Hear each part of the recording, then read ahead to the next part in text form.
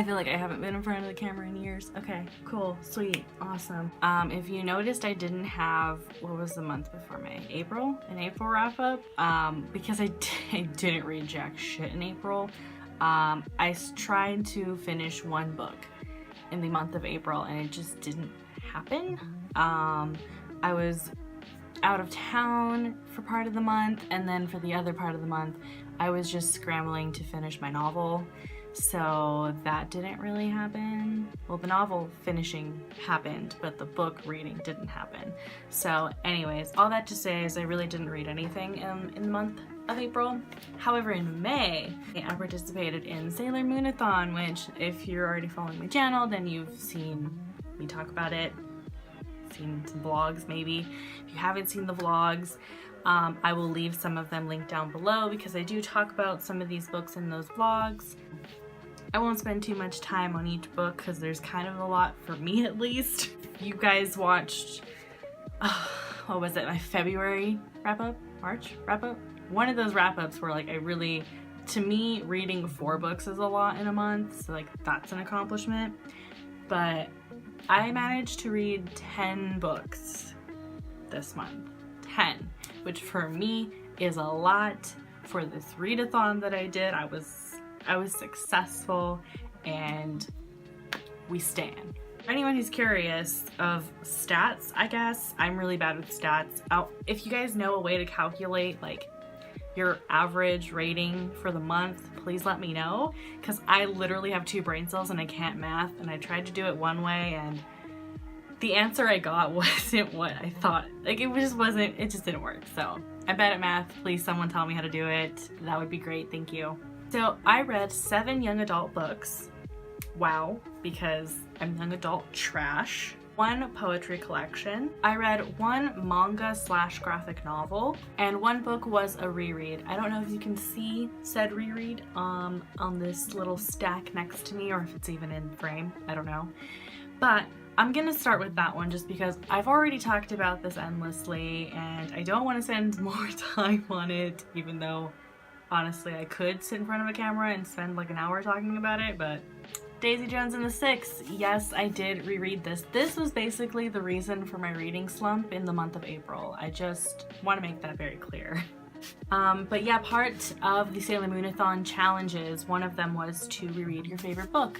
And I thought about rereading several things. One, I thought to reread City of Bones, but I don't know, I just wasn't in the mood for a City of Bones reread. And then I was like, yo, I want a Twilight reread. But my library didn't have Twilight, and my copy is back at home, not here in Canada, so that was out of the question. This is the favorite that is here with me, so I dived back into this. I started annotating it, and then I just stopped because I got too consumed with the story again.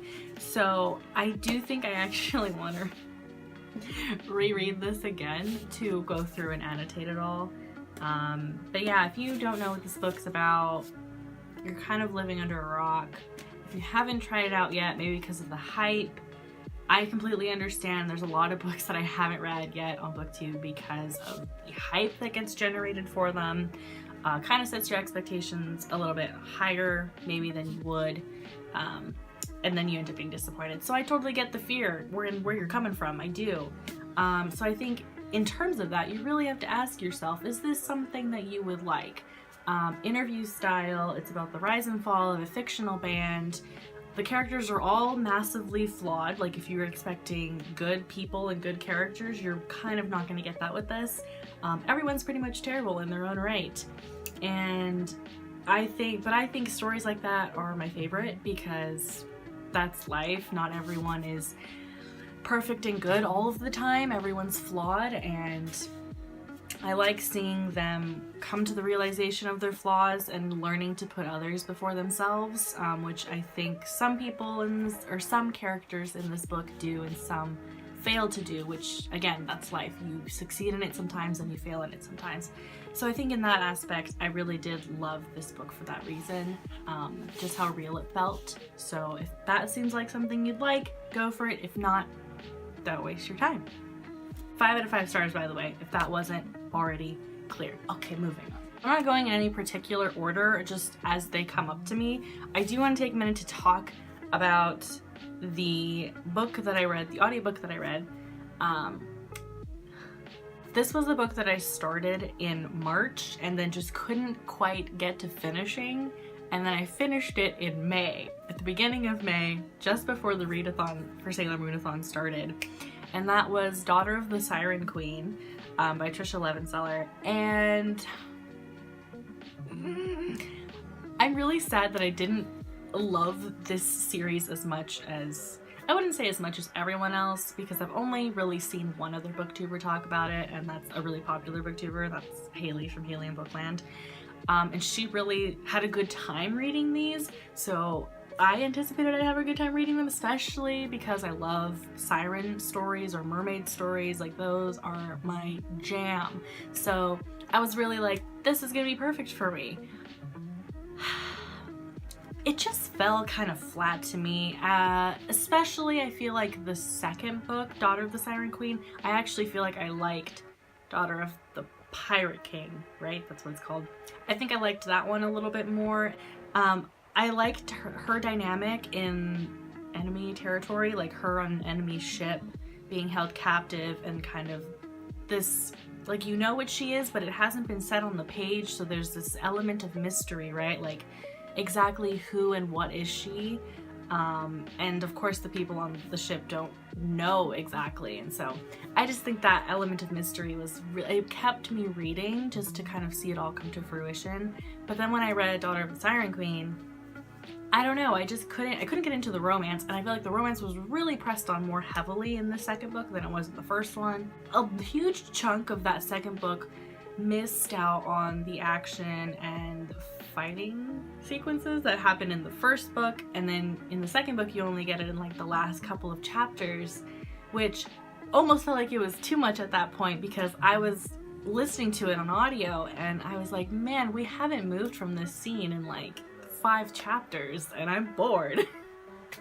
I didn't completely hate my time there, and I think that's why I ended up giving it a 3 stars, which was the same rating that I gave Daughter of the Pirate King. So obviously my rating system is terrible and awful, and I really shouldn't be sitting here rating books, but it's fine. I feel like I'm constantly trying to find a book that tops To Kill a Kingdom by Alexandra Christo, I believe is her name. I freaking loved that book. That was everything I wanted in a siren story, with just a hint of romance, and like, just, it was so good. And I keep feeling like every mermaidish or siren story that I'm reading, I'm trying to, okay, can this be better than that one? And this one just, it ain't it, sis. So the next book that I have here is a young adult contemporary, again, Roman holiday, I think? Something like that. Some type of holiday trope that is, holiday romance trope that's very popular, and she put it into a YA book. That's all I know. So, Somewhere Only We Know by Maureen Gu. This also, she said she got inspiration from, I already forgot the name of the K-pop group, but because it involves a K-pop star. And this book basically centers around a K-pop star who is feeling like she's not loving what she's doing as much as when she started it. She's kind of losing a sense of self. And so she takes some time to go out and explore, and it's kind of funny how it all starts with her hunger and desire for a hamburger, which of course there's like a little bit of shade there at the industry for, you know, they've been known to have very strict diets for their K-pop stars and to starve them, and there's this whole thing about it. And then of course she meets Boy, right? Because you always meet Boy. Why can't it be girl? She meets Boy, and Boy is actually like a tabloid / pop magazine photographer, who basically goes and tries to get the steamy photos of these different famous people for tons of money. So when he runs into her, when he runs into Lucky, he doesn't tell her that he knows who she is. And so basically a friendship / romance ensues, and his mission is to get the juicy story on Lucky and make his big break. Honestly, I thought it was really cute. I just like, like they just go out and do so much like exploring, and I like stories that take you out and about places and you're not just kind of confined to one setting all the time. I don't really have much thoughts on this because it was just okay, like predictable, right? I mean, it's formulaic. It's cheesy. Some moments were cuter cheesy than others. I think to me, my favorite part of stories like this is when the truth finally comes out, because I love seeing this like big blow up and then coming to an understanding or even a new beginning in terms of like forgiving the other person and moving forward, or deciding, hey, I forgive you, but I can't be with you anymore. We gotta go our separate ways. I love endings like that. And so I think that was probably my favorite part of this book, is the ending, and just plays out in the end, I think was my favorite part of this. Other than that, I mean, it's a typical YA romance about a girl who's always dreamed of being a pop star, but it turns out she's losing herself in this industry, and so it's really about her reclaiming who she is. And then of course there's the romance. So and it's K-pop, and it's inspired by a K-pop star, so I mean, if that's what you're into, this could be a really good pick for you. I gave it 3 stars. It was just okay to me. I didn't hate it, didn't love it. It was a fun time, and I'll give it that. Poetry collection, I actually read an audio as well. Shame is an Ocean I Swim Across by Mary Lambert. Honestly, I forgot that Mary Lambert was actually even a singer. I think she's an actress too. I don't actually know if she's an actress. I know she's a singer. I didn't know that was her until I heard her voice doing the audiobook, and I was like, why does she sound so familiar? And I looked her up. So this poetry collection centers a lot on body image, you know, the way she saw herself growing up and who she's come to terms with, or how she came to terms with herself and her body in the present, and all the things that her body has endured throughout the years. So there's reference of sexual violence, you know, sexual assault. So if those are things that trigger you, this might not be for you. Just something to look out for. It's so hard to rate this for me because it is so personal to Mary Lambert that I feel like I have to separate this need to like I'm not critiquing her life and her experiences and the things that she's gone through, because that, you can't rate that. That's disgusting. Don't do that. Look at the poems that she's written. There were just some in there that hit so much harder, and lines in there that hit so much harder than a lot of the other poems in her collection. So I ended up giving this also a 3-star. 3 stars is the trend apparently in my it's hard to say that this poetry collection was average, because I feel like it's saying her life experiences were average, but that's not what I'm saying, I swear.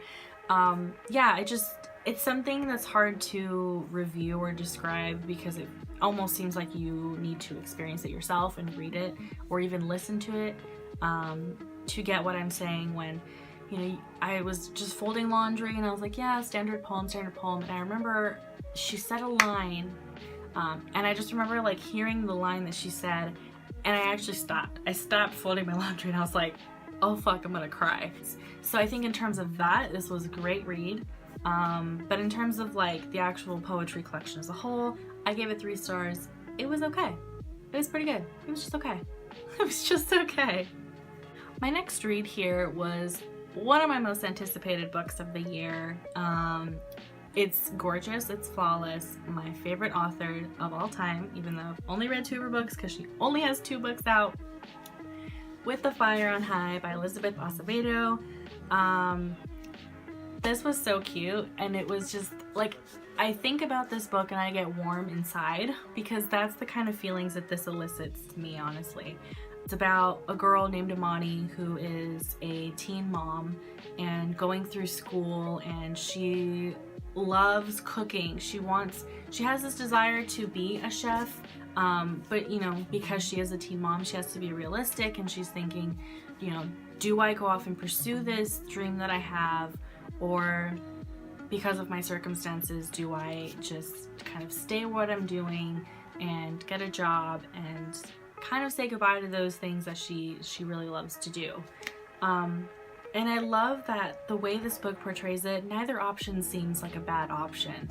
And Imani doesn't view either option as bad either. You know, she is very accepting of her role as a mother and very accepting of, you know, her situation in life. And I think that's so good and pure, because it would be so easy for, you know, people of color to write a story where you have your person of color main character and write their life and almost kind of, you know, oh, my life is shitty, you know, I come from a poor family. Like, not all poor people, or not all people of color will view their life in such a negative or detrimental way, you know. Like, of course they have their ups and downs, but it's nice to see that for Imani, you know, money is a struggle, but that doesn't mean her life is a struggle. It doesn't mean that she's sad all the time because she doesn't have money. It doesn't mean that, you know, oh, poor me, pity me because I don't have money. You know, she's very much like, this is my situation, this is my circumstance, but that doesn't define who I am. And I think that's super important to do in books centered around people of color.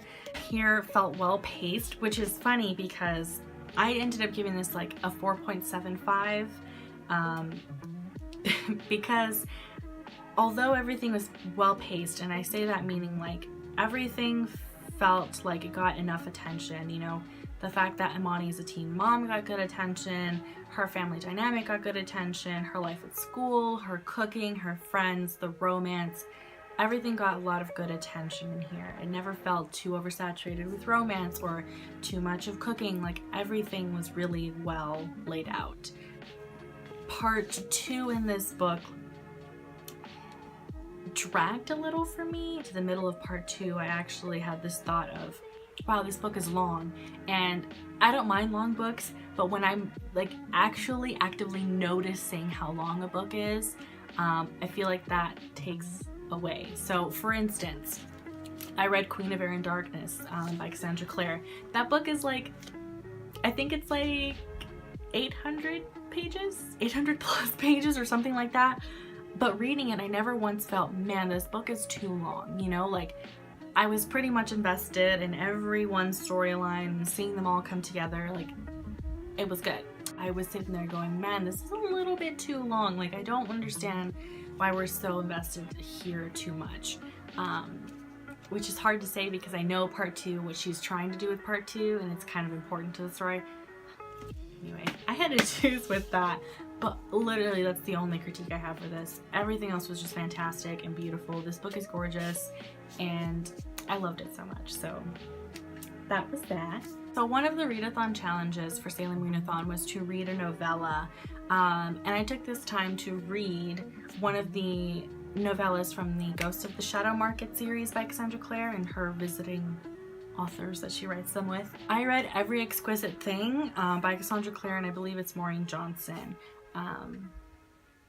So this is one of the short stories that centers around Anna Lightwood, which I honestly didn't know much about this specific short story other than it was about Anna Lightwood and she's cross-dressing. Immediately from that scene that I was really going to love her. Yeah, it feels like one of those cases where, like, born in the wrong time/era. And it was really fun to just read about Anna Lightwood and to see who they were as a person, and to see them fall in love, or at least have a first love. I think that was really great. I don't know, you just really felt for this character, and it was just so cute and good. And I mean, honestly, if you're reading the novellas in this Shadow Market series, it's because you're a fan of the Shadowhunter world that Cassie has created. So you kind of know, you know what you're getting yourself into. Like, you know the little Easter eggs that are lying around. You know, Jem shows up and you're like, I'm fucking bawling. You know, it's fine. It's fine. I'm giving this a 4 out of 5 stars. Honestly, I could bump it up to 5. It's a novella, so I also am like, it's not a full-fledged story, so how do I really critique this? And anyway, 4 stars. I loved it. I love Anna Lightwood. Her first love was kind of a bitch. Alright, next up that I have here, Once and Future by Amy Rose Capetta and Corey McCarthy. This is the beautiful and gorgeous Illumicrate edition. It's got the sprayed edges. It's also signed, so that's really cool. But also, like, look at the size of this. It's like,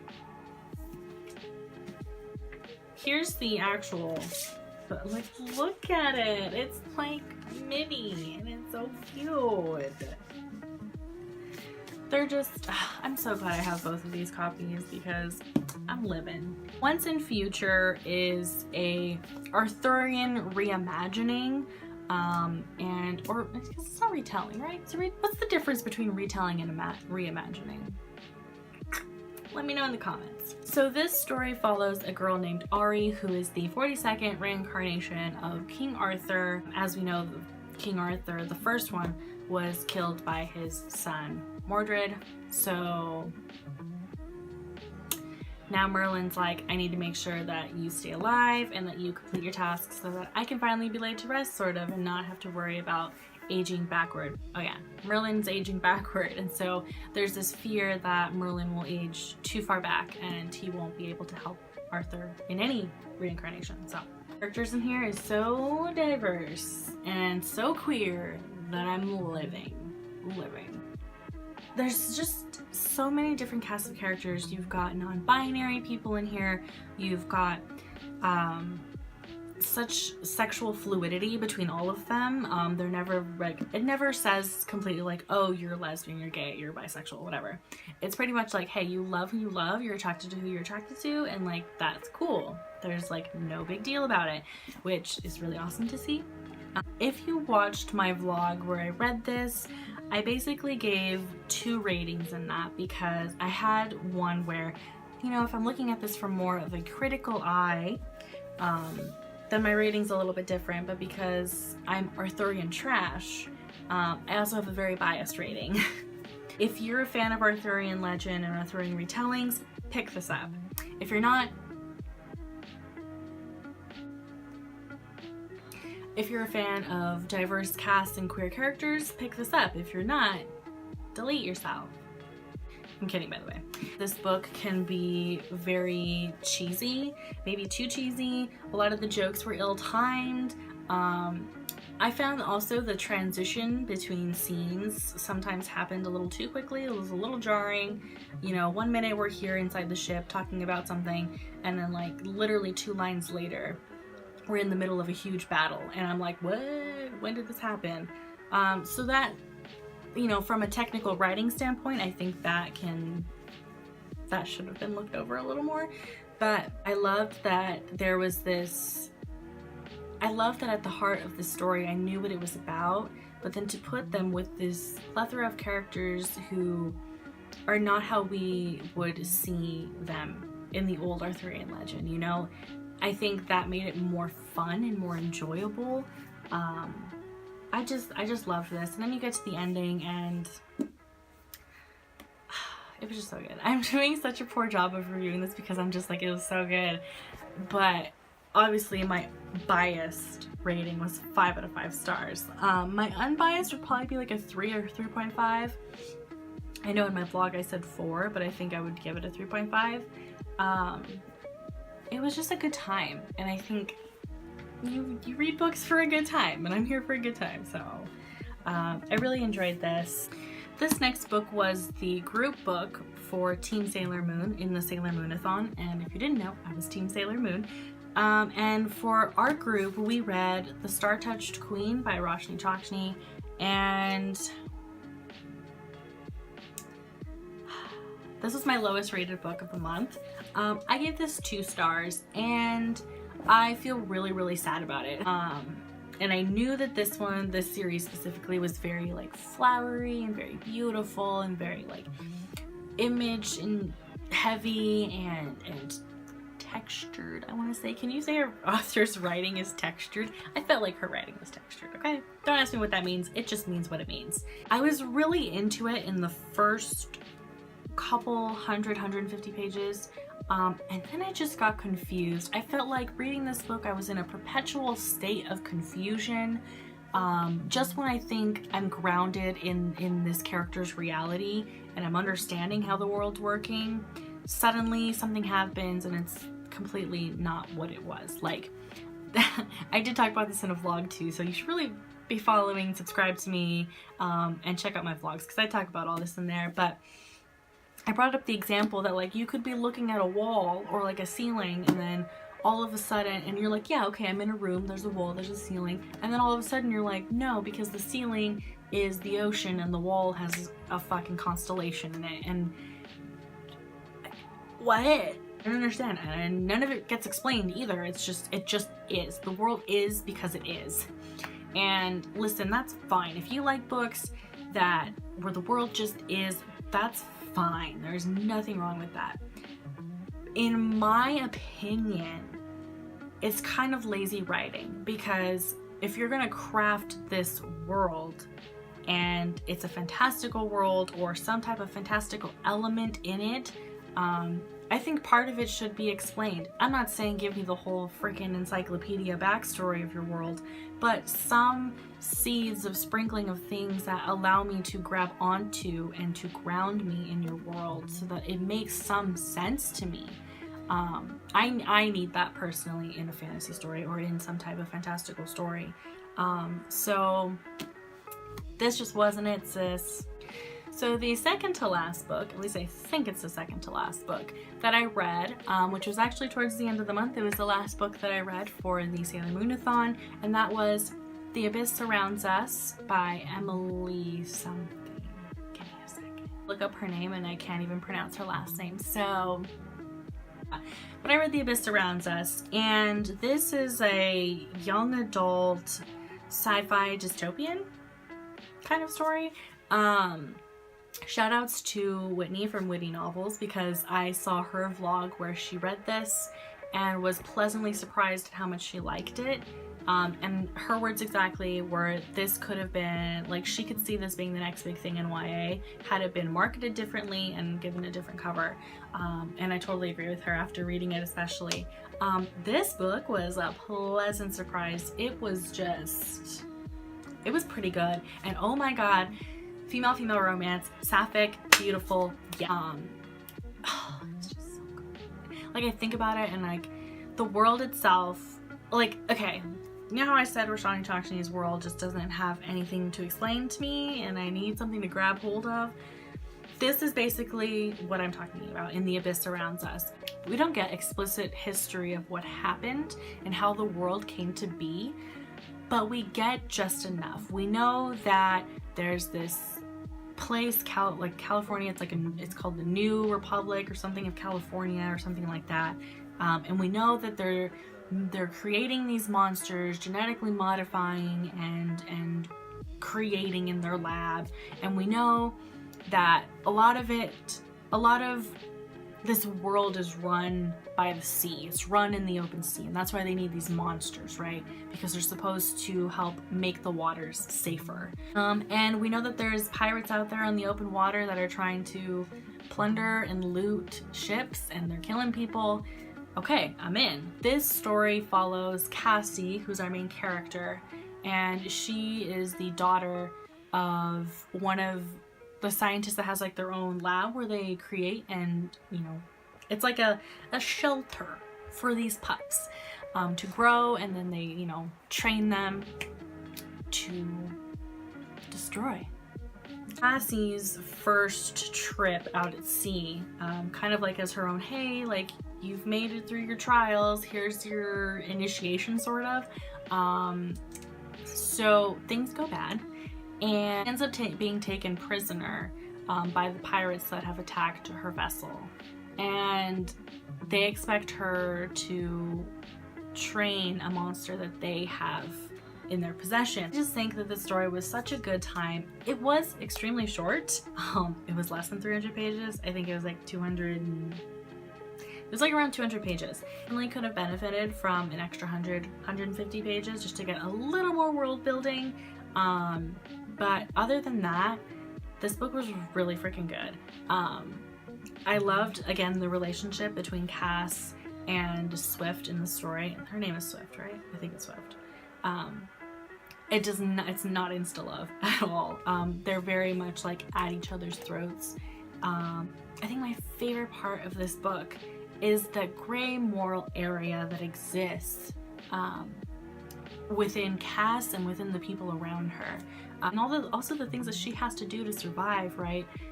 Alter her perspective on what is right and what is wrong and what's good and what's bad. And I think she finds that she's kind of coming into this weird gray area herself. So it was just a fascinating read. I loved it. I can't wait to read the second book because the way this one ended, I'm fucking mind blown. Thank you so much to Witty Novels for talking about this book, or else I wouldn't have known about it, and then I would have missed out on this. And honestly, this is probably gearing up to be like my new favorite series, but you know, it's too soon to tell. I've only read like 250 pages of this thing, so this could also end badly, but I remain hopeful. And then lastly, for the Sailor Moon-a-thon, I read I'm smart. I read a Sailor Moon manga. This is part of the Eternal editions that like get the new bind up, and this is volume 2.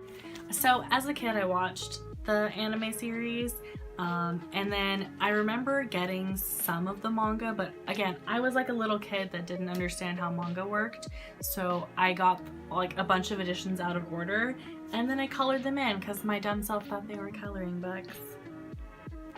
2 brain cells even then. So now that they're being rebinded into these very gorgeous editions, I want to collect them all because I do want to read the full manga in its completion. And there were some things that I ended up forgetting. Like I forgot that Sailor V introduces herself to the group, making them think that she's the princess because it's her way of protecting the actual princess, which we all know is Sailor Moon, but anyway. It's Sailor V in this one. It all happens really quickly. Like by the end of this, Rini is already here, or Chibiusa, if you go by the. Sorry, I'm so used to just the American dubbed version, so I'm like, yeah, Serena and Darian and Amy and Rini and. Sorry, I'll use the politically correct ones. Usagi and Chibiusa. But yeah, by the end of this, Chibiusa's already here, and I'm like, man, I remember the American dub just having so many fillers and nothing ever happened until like the very last couple episodes. So I'm really loving how fast paced this is going. 5 out of 5 stars, obviously. We've done it. I think we've reached the end. That was the fastest wrap up I think I've ever done in my life, and I'm pretty proud of it. I'm pretty proud. So thanks if you made it all the way to the end. These were the books that I read in the month of May. If I'm missing 1 or 2, I'll add it in the description box because it's very possible that I'm missing 1 or 2. It was a pretty good reading month. I had a couple 5 stars, mostly 3 stars, but that's okay. That means I didn't hate it, didn't love it, but I didn't hate it, and that's what we're here for. Feel free to let me know in the comments what you guys read this month. If you read anything that I read and maybe had a completely different rating for it, like let me know in the comments, like your thoughts, why'd you give it that, or if we agreed, let me know that too, because then that means we have similar reading tastes and we're probably best friends, because I want to be your best friend. That's basically what I'm saying. Okay, now that I've made this weird, I'm gonna go. Thanks for watching, everyone. Please subscribe if you haven't already, because I make mediocre book content here. What's my upload schedule? Whenever I feel like it. It's not, but at this point it kind of feels like it. Yeah. Expect a new video sometime in the next couple days because I do want to film the makeup book tag. Yeah, just talk to me. I beg of you. Please talk to me. Okay, bye.